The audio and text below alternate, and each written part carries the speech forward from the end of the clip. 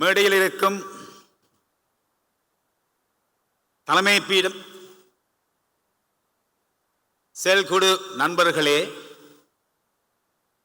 அதே மாதிரி எங்களுடைய அழைப்புக்காக இங்கு வருகை தந்திருக்கும் தெற்காசியா,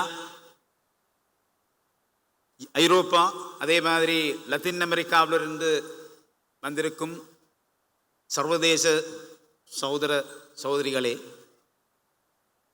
இலங்கை சோசலிச மக்கள் மன்றத்தில் உறுப்பினர்களே, அதேபோல் நவ ஜனநாயக மார்க்சிய லெனினிய கட்சியின் உறுப்பினர்களே, இலங்கையின் கியூபன் தூதுவர் அன்பார்ந்த பட்ரிஷியா குவேரா சகோதரி மற்றும் பல தசாப்தங்கள் எங்களோடு சேர்ந்து இந்த ஒரு சோசியலிச மாற்றத்தை கொண்டு வருவதற்காக நெடுகலும் போராடி கொண்டிருக்கின்ற அன்பார்ந்த போராட்டிகளே, வணக்கம்.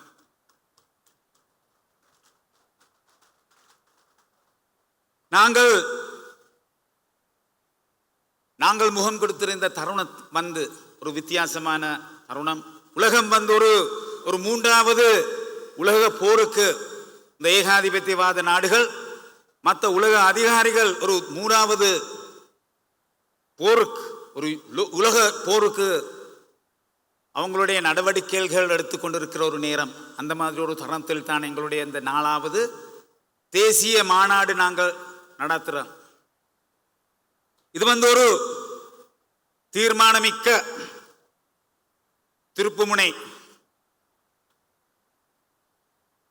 உலகத்தில் இருக்கிற உலகத்தில் இப்போது நடைபெறும் இந்த அரசியல் முரண்பாடுகள் பார்த்தால், ஒரு பக்கத்தில் அமெரிக்க ஏகாதிபத்தியவாதம் உலகம் பூரா யுத்தங்கள் நடத்தி கொண்டிருக்கிறது. அது எல்லா நாடுகளும் அவங்க உலகம் பூரா இருக்கிற லாபத்துக்கும் உலகம் பூரா இருக்கிற செல்வந்தர்களுக்கு அந்த லாபம் கொண்டு வரத்துக்காக இந்த உலக ஏகாதிபத்தியவாதம், அதே மாதிரி இந்த உலக ஏகாதிகாரிகள் ஒருத்தரோட போட்டியிட்டு இப்போ ஒரு 3வது உலக போருக்கு உலக மக்களே தள்ளப்பட்டிருக்கிற ஒரு நேரத்தில் தான் நாங்கள் இந்த 4வது மாநாடு நடத்துகிற விடுதலை சோசலிச கட்சி. இந்த நிலைமையில் உங்களுக்கு தெரியும், பலஸ்தீனில் நடக்குதுண்டு. பலஸ்தீன உலக சட்டம் ஒரு சதத்துக்கு கணக்கெடுக்காமல் இந்த மாதிரி இஸ்ராயல் என்ற நடைமுறை இந்த மாதிரி உங்களுக்கு தெரியும். அதே மாதிரி அமெரிக்க ஏகாதிபத்தியவாதம் எந்த மாதிரி நடவடிக்கைகள் எடுக்கிறது தெரியும். அதனால என்ன நடந்திருக்கு, ஐநா வந்து ஒரு பொம்மை மாதிரி நடந்து கொண்டிருக்கிற ஒரு நேரம். பலஸ்தீனில் ஆயிரக்கணக்கான குழந்தைகளுக்கு மரணம் கொண்டு வர மாதிரி நடவடிக்கைகள் இருக்கும் போதும் ஐநா தன்னுடைய உலக சட்டத்தை கொண்டு வர முடியாத ஒரு நிலைமையில் இருக்கு. இதுதான் உலகத்தில் இருக்கிற யதார்த்தம். இதே போன்ற இலங்கையில் இருக்கிற யதார்த்தம் இதுக்கு விட மிக வித்தியாசம் அல்ல. கடந்த 2024 கடைசி பங்கில் நடந்தது ஒரு புது ஆட்சி ஒன்று மக்கள் தன்னுடைய வாக்களிப்போட ஒரு புது ஆட்சியை கொண்டு வந்தது. அதுக்கு முதல்ல இருந்த ஐக்கிய தேசிய கட்சி, ஸ்ரீலங்கா சுதந்திர கட்சி, பொதுஜன முன்னணி, இது மாதிரி இந்த பிரபு தந்திரங்களோட கட்சிகள் ஆட்சி செஞ்சு என்ன நடந்தது, இலங்கையில் பொருளாதார நிலைமை என்ன கட்டத்துக்கு வந்ததுன்னு உங்களுக்கு தெரியும். 2022 ஏப்ரல் மாதம் அதுவரைக்கும் நடைபெற்ற அந்த நவதாரால பொருளாதார திட்டம் கடைசியா ஒரு முடிவுக்கு வந்துட்டது. அதனால தான் மக்கள் வீதிகளுக்கு இறங்கி போராட்டம் நடத்தினது. அந்த போராட்டத்தில் கடைசியா நடந்து 2024 ஆண்டு கடைசி பங்குல ஒரு புது பிரபு தந்திரம் என்று இல்லாத நிர்பிரபுன்ற அடிப்படையில் ஒரு புது கட்சி ஜேவிபி என்பிபி கட்சி ஆட்சிக்கு வந்தது. அதுக்கு பிற்பாடு பலவிதமான மாற்றங்கள் வரும். முறைமை மாற்றம் வரும். ஏனென்றால் அந்த போராட்டத்தில் அறகலைய போராட்டத்தில் 2022ஆம் ஆண்டில் மக்கள் குரல் கொடுத்தது ஒரு மாற்றம் கொண்டு வேணும், முறைமை மாற்றம் வேண்டும், கட்டமைப்பு மாற்றம் வேண்டும், சிஸ்டம் சேஞ்ச் ஒன்று வேண்டும் என்று. அது மாதிரி ஒரு பெரிய ஒரு எதிர்பார்ப்புகள் இருந்தது. 2024 ஜனாதிபதி தேர்தலையும் பொது தேர்தலையும் அந்த எதிர்பார்ப்புகள் இப்ப நடந்து கொண்டிருக்கா? இல்ல. மக்களுக்கு ஒரு நம்பிக்கை இல்லாத ஒரு நிலைமை உருவாயிருக்கு. யாரை நண்புறது என்ற ஒரு தருணத்தில் மக்கள் வாழ்ந்து கொண்டிருக்கிற ஒரு நிலைமை. அதே கடந்த 2022ஆம் ஆண்டுக்கு முதலையும் 2022 24 வரைக்கும் ரணில் விக்ரமசிங்க ஆட்சி செய்து அந்த காலத்திலேயும் அதே நடைமுறை ரீதியான இருந்த அதே பொருளாதார திட்டம், அதே அரசியல் திட்டம், அதே ஜனநாயக திட்டங்கள், அதே வெளிநாட்டு கொள்கை திட்டங்கள் அதே மாதிரி போய் கொண்டிருக்கு. ஒரு விதமான வித்தியாசம் அல்ல. தமிழ் மக்கள், முஸ்லிம் மக்கள், மலையத்து தமிழ் மக்கள் எல்லோரும் எதிர்பார்த்தாங்க 2024 கடைசியா நடந்த பொது தேர்தலில் பெரிய ஒரு தேசிய இன பிரச்சனைக்கான ஏதாவது ஒரு வித்தியாசம் இந்த புது அரசாங்கம் கொண்டு வரும். இப்போ ஒரு 1.5 வருஷம் கழிய போற நேரத்தில் அந்த மாதிரி ஒரு விதமான வித்தியாசம் நடக்கிறது இல்லை. கடந்த ஆட்சிகள் மாதிரியே 13+ என்று சொன்ன மாதிரி பலவிதமான கருத்துக்களில் தமிழ் மக்கள், முஸ்லிம் மக்கள், மலையத்து தமிழ் மக்களை ஏமாத்தினாங்களோ அதே மாதிரி அதே பாதையில இந்த புது ஆட்சியும் நடந்து கொண்டிருக்கிறது தான் அனுபவம்.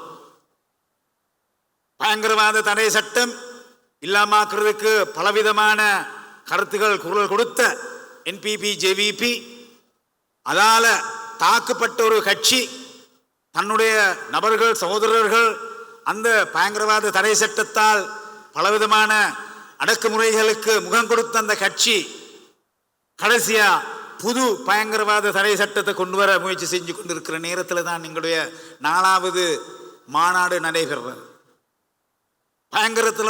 பயங்கரவாதில் இருந்து அரச காப்பாற்றுற ஒரு புது சட்டம். ஏனென்றால் ஆர்ப்பாட்டங்கள் நடக்கிற எல்லாம் இந்த அரசாங்கங்களுக்கு எதிராக, இந்த ஆட்சிக்கு எதிராக குரல் கொடுக்கிற ஆர்ப்பாட்டங்கள் நடத்துகிற நபர்களை கைது செய்யறதுக்காக அவர்களை பயங்கரவாதிகள் என்று அடையாளம் செய்யறதுக்காக ஒரு புது சட்டம் கொண்டு வருவதற்கு இது மிக மோசமான சட்டம். இருந்த பயங்கரவாத தடை சட்டத்துக்கும் விட மிக மோசமான ஒரு சட்டம். நான் சொல்றது ஏனென்றால் பயங்கரவாத தடை சட்டத்தில் அந்த பயங்கரவாதிகள் இந்த அடையாளம் காட்டக்கூடிய ஒரு நிலைமை இருந்தது ஆயுத போராளிகளுக்கு மாத்திரம்தான். இப்ப இந்த புது சட்டத்தில் நடக்க போகுது சாதாரண மக்கள், இந்த அரசாங்கத்தின் கொள்கைகளுக்கு எதிராக குரல் கொடுக்கிற மக்கள், ஆர்ப்பாட்டங்கள் நடத்துகிற மக்கள், கட்சிகள், நபர்கள், அவங்க ஒரு தீவிரவாதிகள் என்ற அடிப்படையில் அவங்களை அடையாளம் காட்டுற ஒரு நிலைமை. இனி இந்த மாதிரி மோசமான நிலைமைக்கு ஒரு 1.5 வருஷம் முடிய முந்தி இந்த JVP தலைமை தாங்குற NPP வந்து போய்கொண்டிருக்கு. இனி அதனால்தான் நாங்கள் இந்த 4வது மாநாட்டில் எங்களுடைய முன்னிலை சோசியலிச கட்சியின் இந்த தேசிய இன பிரச்சனைக்கான ஒரு தீர்வு நாங்கள் ஒரு புத்தகமாக வெளியிட்டிருக்கிறோம்.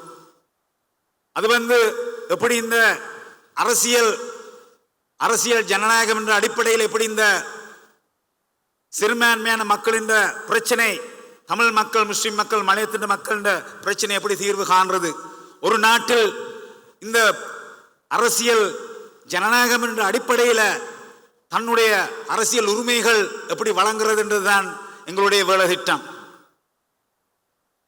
இப்ப என்ன நடக்குது என்றால், JVPக்கு ஒரு வரலாற்று இருந்தது, ஒரு போராளிகள் என்ற ஒரு வரலாற்று இருந்தது, ஒரு பிராண்ட் ஒன்று இருந்தது. அந்த பிராண்ட் இப்ப இந்த 2022ஆம் ஆண்டுல பெரிய தடையா வந்த இந்த கட்டமைப்பு, இந்த முதலாளித்துவ முரண்மை எப்படியாவது இயங்க வேண்டும். அந்த இயங்க முடியாத ஒரு நிலைமையில் இருக்கும் போது அதை காப்பாற்றுறதுக்காக இந்த JVP வரலாற்றில் இருந்த இந்த அடையாளம், இந்த போராளிகள் இருந்த அடையாளத்தை இப்ப அது பயன்படுத்தி கொண்டிருக்கிற ஒரு நேரம். அது அமெரிக்க ஏகாதிபத்தியவாதம், மற்ற பக்கம் இந்திய அதிகாரம், இவங்களெல்லாம் சேர்ந்து இந்த ஜேவிபி தன்னுடைய தேவைகளுக்காக இந்த முறைமை நெடுகளும் கொண்டு போறதுக்காக பயன்படுத்திருக்கிற ஒரு நேரம் என்று நாங்கள் தெரிஞ்சு கொள்ள வேண்டும். அன்பார்ந்த சகோதரர்களே, சகோதரிகளே, அதனால் இந்த முதலாளித்துவ முறைமை உலகத்துக்கு அழிவு கொண்டு வந்திருக்கு. 400 வயது இப்ப இந்த முதலாளித்துவ முறைமைக்கு ஒரு விதமான முன்காலத்தில் கொண்டு வந்த இந்த சில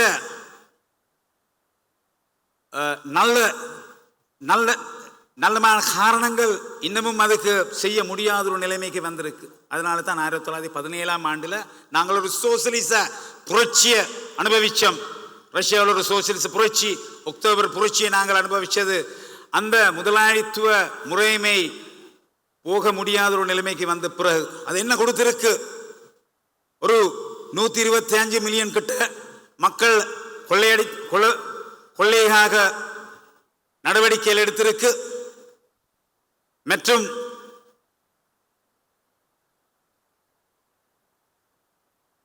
பொருளாதார ஒடுக்குமுறைகள், சமூக முறையான ஒடுக்குமுறைகள், அதுதான் வளர்ச்சியாக வந்திருக்கு இந்த முதலாளித்துவ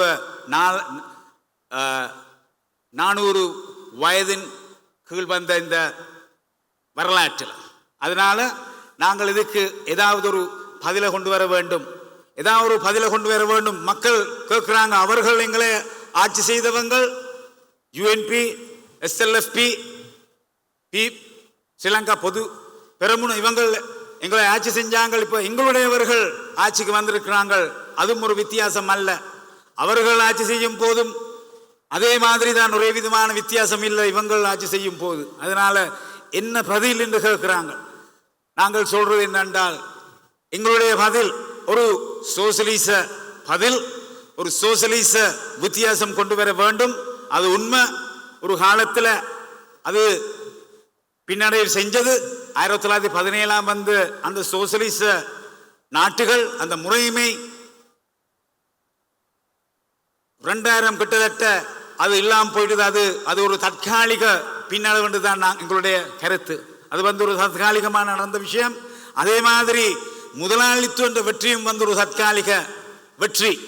அதனால் நாங்கள் முதலையும் சொன்ன மாதிரி நாங்கள் இந்த உண்மையான வித்தியாசத்தை எப்படி கொண்டு வாரது, அதுக்காக நாங்கள் மக்கள் மத்தியில் நம்பிக்கை வைக்க வேண்டும். ஒரு நபர், ஒரு தலைவரை பற்றி நம்பிக்கை வைக்க இயலாது. ஒரு வேலை திட்டத்தை நம்பிக்கை வைக்க வேண்டும். அதே நேரத்தில் அந்த வேலை திட்டத்தில் நாங்கள் எப்படி இயங்குறது என்று நாங்கள் தேடி பார்க்க வேண்டும். அந்த இயங்குற நாங்கள் நெடுகளும் அரசியல் மூலியமாக இயங்குற அந்த ஒரு வேலை திட்டம் மக்கள் தன்னுடைய தான நண்பர் அந்த வேலை திட்டத்தை நாங்கள் கொண்டு வர தயாராக இருக்கிறோம். அதனால் இந்த 5 வருஷத்துக்கு ஒருக்கா எங்களுடைய வாக்கால் ஒரு அரசை நாங்கள் கொண்டு வரத, ஒரு ஆட்சியை கொண்டு வரதா, இல்லாவிட்டால் அந்த 5 வருஷம் பூரா எங்களுடைய மக்கள் சக்தி, எங்களுடைய அரசியல் அதிகாரத்தை நாங்கள் இயங்க வைக்கிற ஒரு முறைமை நாங்கள் கொண்டு வரதா என்ற கேள்வி நாங்கள் கேட்கிறோம். அதுக்கான பதில் இந்த 4வது மாநாட்டில் முன்னிலை சோசியலிஸ்ட் கட்சி மக்கள் மத்தியில் வச்சிருக்கிறோம். கடைசியாக முதல் உலக போரில் என்ன நடந்தது? ஒரு புரட்சி நடந்தது. ரஷ்யன் ரெவல்யூஷன், அக்டோபர் புரட்சி நடந்தது. அதுக்கு பிற்பாடு 2வது உலக போர்ல நடந்தது. அந்த சோசியலிச பங்கு இன்னும் கூடிட்டது. உலக பூமியில 3க்கு 1 பங்கு சோசியலிச நாடா மாறிட்டது. அது வந்து நடந்தது 2வது உலக போர்ல. இது இப்ப 3வது உலக போர் நடக்க கூடிய ஒரு நிலைமை உருவாயிருக்கிற நேரத்தில் மக்களுக்கு நாங்கள் கேட்கிற ஒரே கேள்வி, நாங்கள் ஒரு சோசியலிச புரட்சிக்கு நாங்கள் தயாராக இருக்க வேண்டும். அதுக்கான வேலை திட்டங்கள் கொண்டு போக வேண்டும்.